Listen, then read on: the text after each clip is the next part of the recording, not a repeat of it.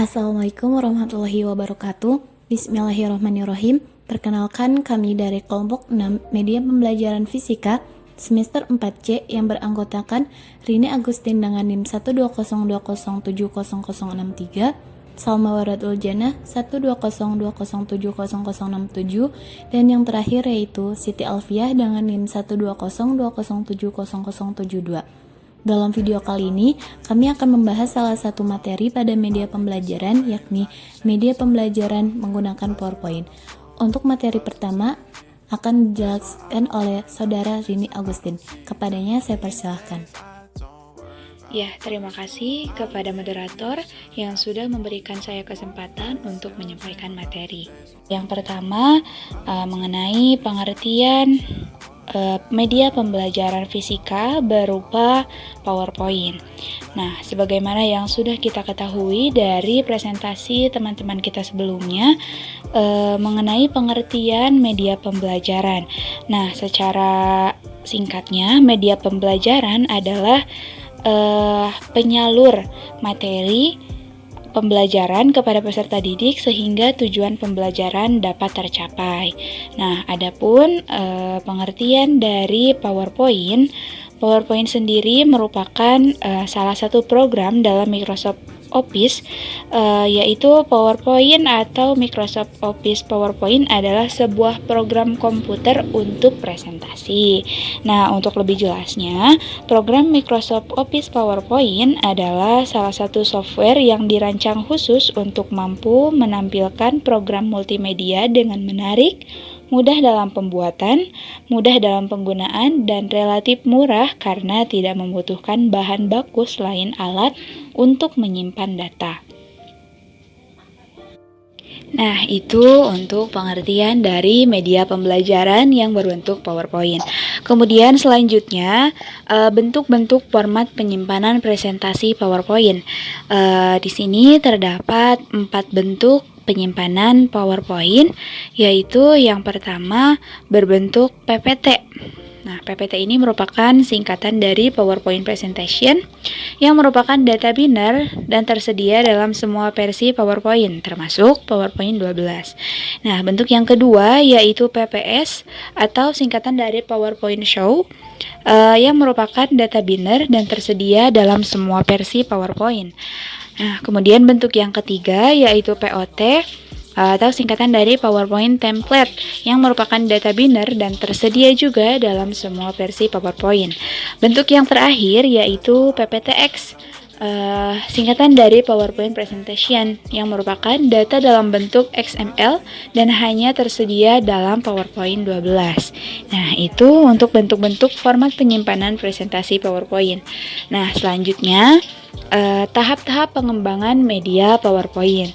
Ya, di sini terdapat 3 tahap, yaitu yang pertama tahap persiapan, yang kedua tahap menggunakan PowerPoint, kemudian tahapan teknik dalam presentasi. Baik dalam yang pertama tahap persiapan. Nah, dalam tahap ini terdapat beberapa langkah yang dapat kita lakukan, yaitu yang pertama kita bisa menentukan topik materi yang akan kita presentasikan kepada peserta didik. Misalnya, kita akan menyampaikan materi mengenai fluida. Nah, maka topik itulah yang akan kita sajikan dalam PowerPoint kita. Kemudian, persempit topik tersebut ya agar tidak terlalu rumit dalam PowerPoint-nya. Topik dapat kita persempit menjadi beberapa pemikiran utama.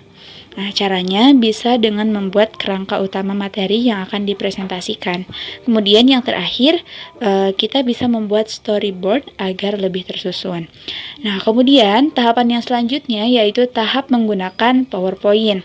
Nah, adapun tahap-tahapnya yaitu yang pertama, kita bisa membuka PowerPoint di perangkat kita. Kemudian kita mulai dengan mengklik new file, kemudian pilih slide design yang diinginkan, kemudian membuat background agar lebih menarik. Kemudian setelah itu kita bisa menginput judul utama, kemudian diikuti dengan subjudul, dan diikuti dengan poin pokok materi yang telah tadi kita susun di awal. Nah, setelah materi kita inputkan ke dalam PowerPoint kita, nah selanjutnya kita bisa memanfaatkan fasilitas-fasilitas yang ada dalam Microsoft PowerPoint ini. Seperti dalam dalam menu insert kita bisa menemukan berbagai macam ilustrasi seperti chart, picture, sound, movie, kemudian ada shape, clip art. Itu bisa kita manfaatkan untuk membuat PowerPoint kita lebih menarik. Nah, seperti itu untuk tahapan penggunaan PowerPoint. Nah, selanjutnya yaitu setelah kita membuat PowerPoint, tentunya kita akan menyampaikan materi ini kepada peserta didik. Nah, dalam menyampaikan materi tersebut, tentunya kita memerlukan teknik presentasi agar apa yang akan kita sampaikan itu tersampaikan kepada peserta didik. Nah, adapun teknik-teknik dalam presentasi, yaitu yang pertama, kita harus membuat suasana yang santai dan rileks untuk para peserta didik. Nah, misalnya kita bisa menggunakan guyonan terlebih dahulu agar perhatian mereka itu tertuju kepada kita, gitu ya. Kemudian yang kedua, gunakan kata ganti personal. Kata ganti personal ini misalnya adalah kata kita, ya. Kemudian lakukan kontak mata dengan peserta didik, dan tentunya ini merupakan bentuk dari interaksi. Kemudian kita bisa menggunakan suara yang ramah dalam menyampaikan materi kepada peserta didik. Hal ini bertujuan agar tidak ada rasa tegang kepada peserta didik dan peserta didik merasakan nyaman ketika mendengar materi yang sedang kita sampaikan. Kemudian, gunakan kalimat atau kata transisi. Nah, kata transisi ini menunjukkan bahwa kita akan menuju ke pemikiran yang lain atau menuju ke submateri yang lain. Kemudian setelah kita selesai menyampaikan materi, kita bisa mengambil kesimpulan dari materi yang telah kita sampaikan. Nah, dan yang terakhir, sisakan waktu untuk mengajukan pertanyaan. Ya, jadi di akhir pembelajaran kita sediakan waktu untuk peserta didik memberikan pertanyaan kepada kita. Barangkali ada materi yang belum mereka pahami, mereka bisa bertanya kepada kita. Ya, baik, mungkin itu saja materi yang dapat saya sampaikan. Untuk selanjutnya saya kembalikan kepada moderator. Untuk materi selanjutnya yaitu desain tampilan pengembangan media pembelajaran berbasis PowerPoint. Media pembelajaran yang baik harus memenuhi berbagai kriteria. Beberapa kriteria diantaranya adalah menarik dan benar-benar mampu membantu siswa mencapai tujuan pembelajarannya. Dalam media pembelajaran berbasis multimedia, visualisasi pesan, informasi, atau konsep yang ingin disampaikan kepada siswa merupakan bagian yang sangat penting. Penataan elemen-elemen visual harus dapat menampilkan visual yang dapat dimengerti, terang atau dapat dibaca, dan dapat menarik perhatian sehingga mampu menyampaikan pesan yang diinginkan oleh penggunanya. Nah, dalam proses penataan ini harus diperhatikan prinsip-prinsip desain tertentu. Antara lain yang pertama yaitu ada kesederhanaan. Secara umum, kesederhanaan mengacu pada banyaknya elemen yang terkandung dalam suatu visual. Elemen yang lebih sedikit memudahkan bisa menangkap dan memahami pesan yang disajikan secara visual. Pesan atau informasi yang panjang atau rumit harus dibagi-bagi ke dalam beberapa bahan visual yang mudah dibaca dan mudah dipahami. Demikian pula, banyaknya teks untuk menyertai bahan visual harus dibatasi, misalnya antara 15-20 kata. Yang kedua yaitu ada keterpaduan. Keterpaduan mengacu pada hubungan yang terdapat di antara elemen-elemen visual yang ketika diamati akan berfungsi secara bersama-sama. Elemen-elemen itu harus saling terkait dan menyatu sebagai satuan keseluruhan sehingga visual itu merupakan bentuk yang utuh, menyatu yang dapat membantu pemahaman pesan dan informasi yang dikandungnya. Yang ketiga yaitu ada penekanan. Meskipun penyajian visual dirancang sesederhana mungkin, seringkali konsep yang ingin disajikan memerlukan penekanan terhadap salah satu unsur yang akan menjadi pusat perhatian siswa. Dengan menggunakan ukuran, hubungan-hubungan, perspektif, warna, ataupun ruang penekanan dapat diberikan kepada unsur terpenting. Yang terakhir yaitu ada keseimbangan.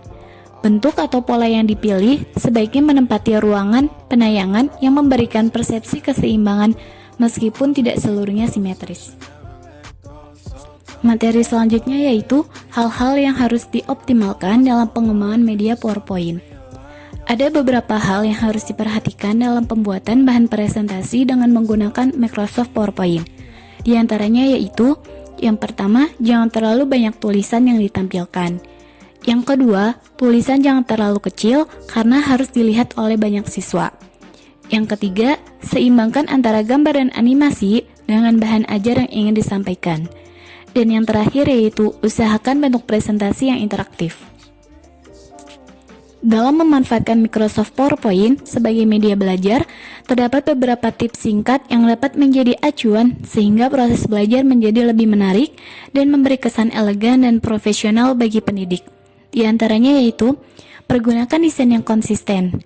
Hal ini bisa dilakukan dengan menggunakan slide master, sehingga layout, font, bulleting, dan animasi pergantian slide menjadi konsisten hingga akhir presentasi.